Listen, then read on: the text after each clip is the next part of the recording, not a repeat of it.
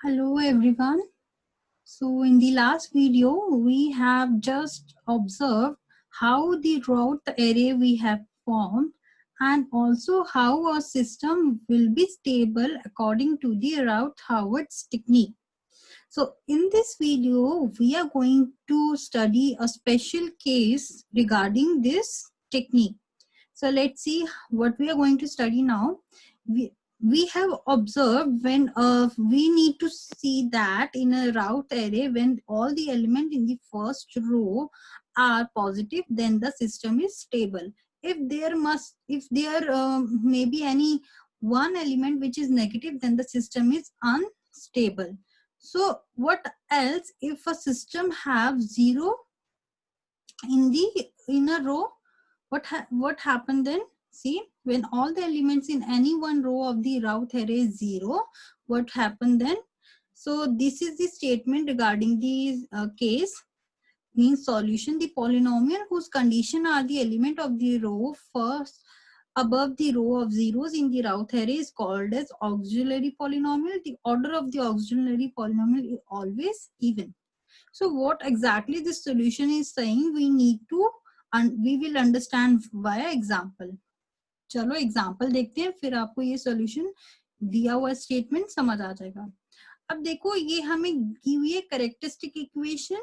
आप लोगों को पता है इस कैरेक्टरिस्टिक इक्वेशन से हम लोग क्या करने वाले हैं, राउथ एरे ड्रॉ करेंगे. तो राउथ एरे ड्रॉ करेंगे इस तरीके से. सबसे पहले एस की पावर हाईएस्ट पावर लिखनी होती है हमको. हाईएस्ट पावर से लेके फिर लोएस्ट पावर तक जाना होता है. Maximum power of S and minimum power of S तक जाना है. यहाँ मैक्सिमम 6 है और मिनिमम क्या है 0. 0 means this one, S0. Anything raised by 0, 1. So we will put the coefficient in the first two rows. आपको मैंने बताया था coefficients कैसे put करने हैं. A0, A1, A2, A3, A4, A5, A6. यहाँ पे 6 coefficients put कर दिए हमने. पर यहाँ पे क्या हो रहा है, अब यहाँ पे कुछ नहीं है, तो जो रिमेनिंग वाला है हम वहां पे 0 पुट कर देंगे. ओके. उसी तरीके से हम B1, B2, B3 के कोफिशिएंट्स निकालेंगे. B4 निकालने के लिए हमें एक और वो वहां पे रो कॉलम चाहिए, बट वो है नहीं, इसलिए हमने यहाँ पे 0 पुट किया. तो C निकालते टाइम हमने क्या ऑब्जर्व किया कि हमारे पास यहाँ 0 0 एलिमेंट्स आए और जो रिमेनिंग थे उनको भी हमने 0 पुट कर दिया. मीन्स यहाँ पे हमारे सारी की सारी रो 0 आ गई है. तो अभी इसको मत देखो, ये वाली नीचे वाली को मत देखो. अब हमने क्या करना है, यही हमारा केस है, special case, when a row contains all the element 0. What we are going to do is, हम लोग यहाँ पे एक ऑक्सिलरी पॉलिनोमियल इक्वेशन लिखेंगे. कैसे लिखेंगे, हम लोग इस जो रो, ये वाली रो आई है ना 0 वाली, उसकी ऊपर वाली रो को देखेंगे. उसकी ऊपर वाली रो को देखते हुए एक ऑक्सिलरी पॉलिनोमियल इक्वेशन को हम लिखेंगे. कैसे लिखना है, और एक चीज याद रखना, वो हमेशा इवन में लिखनी है.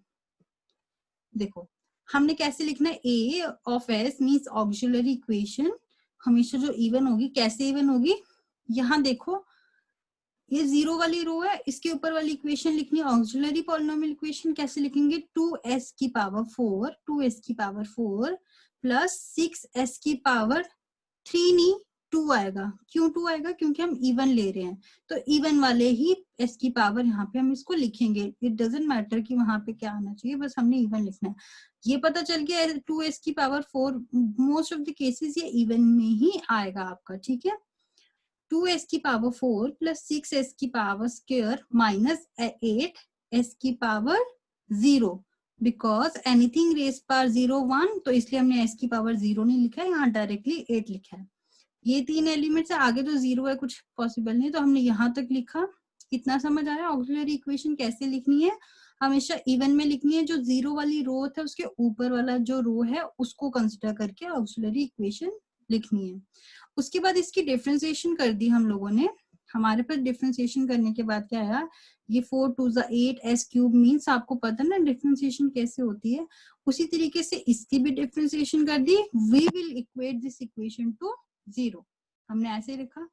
अब अगला स्टेप क्या होगा, जो 0 0 वाली रो है ना उस 0 0 वाली रो को हमने रिप्लेस किससे करना है, ये जो कोफिशिएंट्स आए हैं ना हमारे पास, जितने भी कोफिशिएंट्स मिले, सपोज यहाँ पे तो हमें 2 ही मिले हैं, इन 2 कोफिशिएंट्स को हमने रिप्लेस करना है लास्ट रो में। ये एरो देखो, यहाँ 8 आ जाएगा, यहाँ 12 आ जाएगा, बाकी का कुछ नहीं है तो वहां 0 0 पुट कर देंगे, ठीक है। और ये वाली कौन सी रो बनेगी, एस क्यूब।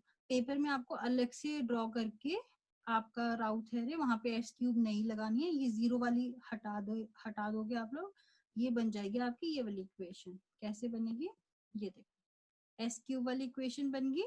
8 और 12 लिखा था हमने, आ गया 0 0। अब मीन्स हमारे पास ये एलिमेंट आ गए, हम नीचे वाली एलिमेंट फाइंड आउट कर सकते हैं। सेम प्रोसीजर फॉलो करेंगे, क्रॉस मल्टीप्लाई करके हम नेक्स्ट एलिमेंट्स को निकालते जाएंगे, और जहां पे हमारे पास कोई टर्म नहीं होगी मल्टीप्लाई करने के लिए वहां हम 0 पुट कर देंगे, ठीक है। इसी तरीके से एलिमेंट्स निकाल दिए। लास्ट वाला S0 क्या था, -8, वो यहाँ लिख दिया, ठीक है। ये कंप्लीट करने के बाद हमने वही चीज करनी है जो हम पहले से करते आ रहे हैं। We will check the first column of the route array whether any negative element is present in the first column. We will mark the system unstable. If all the elements present in the first column are positive, then we will mark the system is stable. तो यहाँ देखो last वाला आ रहा है ना negative, तो हमें पता है एक भी नेगेटिव आ जाए तो क्या हो जाएगा, यहाँ पे अगर हम सॉल्व करेंगे ना कुछ पॉजिटिव वैल्यू ही आने वाली है, तो ये तो पॉजिटिव आएगी। यहाँ पे आप देखो माइनस आ रहा है, मीन्स हमारा जो सिस्टम क्या है वो आ गया, हमारा सिस्टम हो गया अनस्टेबल बिकॉज माइनस साइन आ गया है, ठीक है। एक और चीज आप देखो, थोड़ा और टेक्निकल लैंग्वेज में इसको हम बोलते हैं कि माइनस का आना मीन्स एक पोल का शिफ्ट होना। अगर 2 माइनस साइन आ जाते हैं तो 2 पोल्स का शिफ्ट होना, 2 टाइम्स शिफ्ट होना उसको बोलेंगे, कि पोल्स का शिफ्ट होना भी सिस्टम की अनस्टेबिलिटी को बताता है। So this system we will consider as unstable system. तो यही डेफिनेशन ये कह रहा था कि कैसे हमने ऑक्सिलरी पॉलिनोमियल को फॉर्म करना है, और वो पॉलिनोमियल हमेशा इवन की पावर्स में होगा। उसी की वजह से आपका सिस्टम आगे आपने लिखना है कि सिस्टम कैसा होगा, स्टेबल या अनस्टेबल। सो प्लीज प्रैक्टिस करना इस क्वेश्चन को, it is very easy to understand. हम लोग फिर से एक केस कंसिडर करेंगे in the next lecture. So till then, thank you for watching this video.